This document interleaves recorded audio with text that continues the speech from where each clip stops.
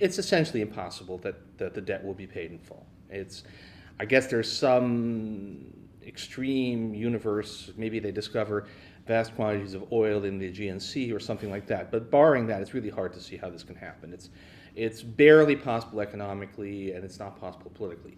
So there is going to be a large reduction in the value of Greek debt. There's going to be a default. It's going to involve a large haircut for bondholders.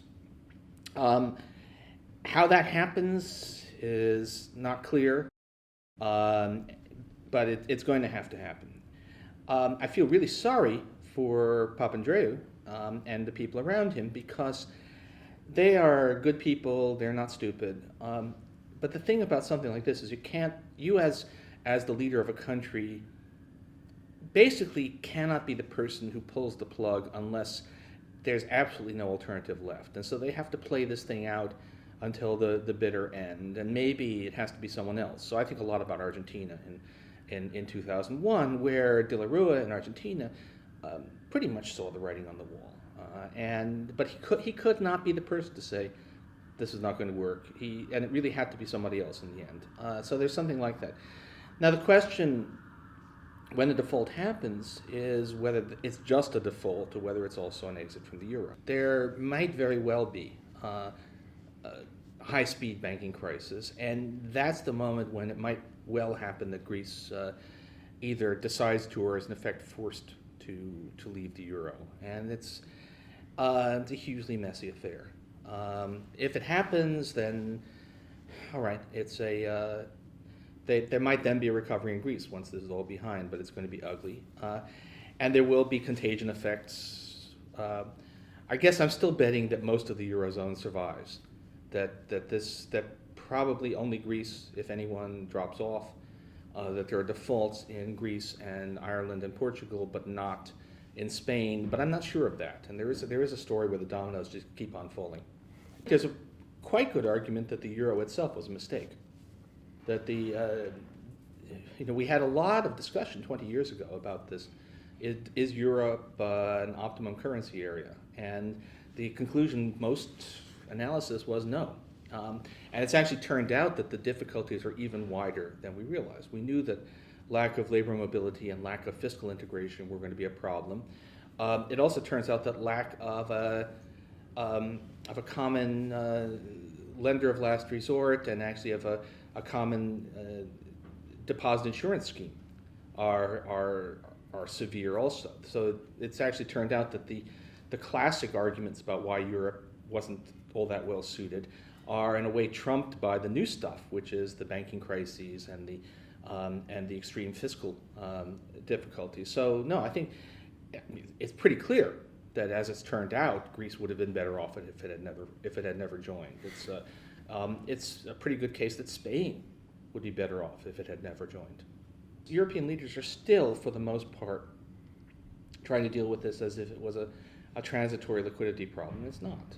Greece has acquired a very large debt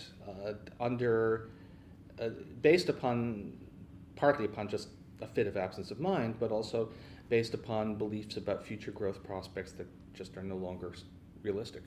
So you look at the major economies that do have their own currencies. The United States, the UK, Japan, and the core Eurozone countries, they are not facing debt problems. They have levels of debt that don't make you happy. They clearly have to do something about their long-run fiscal position. But let me talk about the United States, which is obviously the place I know best. The United States has a huge long-run fiscal problem. That long-run fiscal problem is driven by two things: runaway healthcare costs and the fundamentally inadequate revenue base. We cut taxes when we shouldn't have, and we need to do something about those healthcare costs. If the U.S. doesn't deal with those two things in the long run, then nothing works. If it does deal with those two things, then current deficits are not a concern at all. The extent to which even $1 trillion of debt is going to influence the long-run fiscal position is trivial. So the United States is perfectly capable, as an economic matter, of spending to generate employment now, while at the same time moving to put its long-run fiscal house to order. It's only politics that stops us from doing that.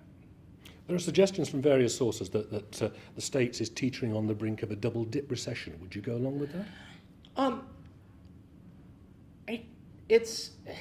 uncertain whether that's really in the cards, but I'm not also would argue that it mostly doesn't matter.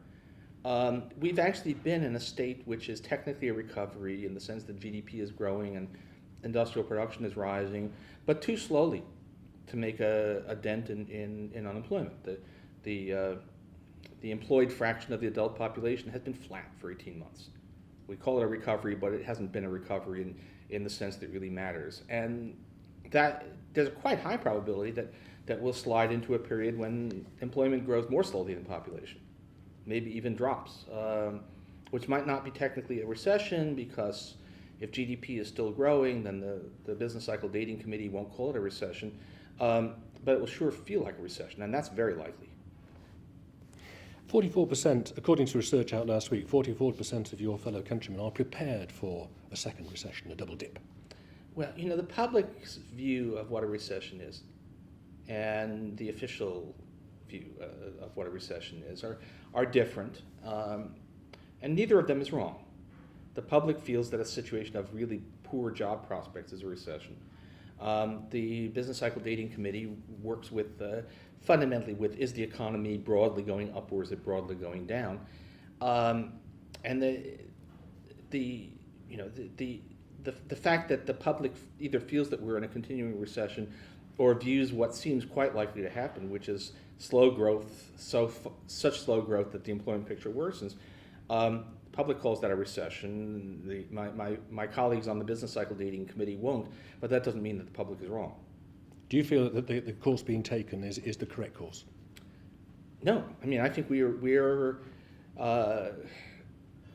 have a policy which is based upon the belief that just around the corner, there'll be a piece of pie and a cup of coffee.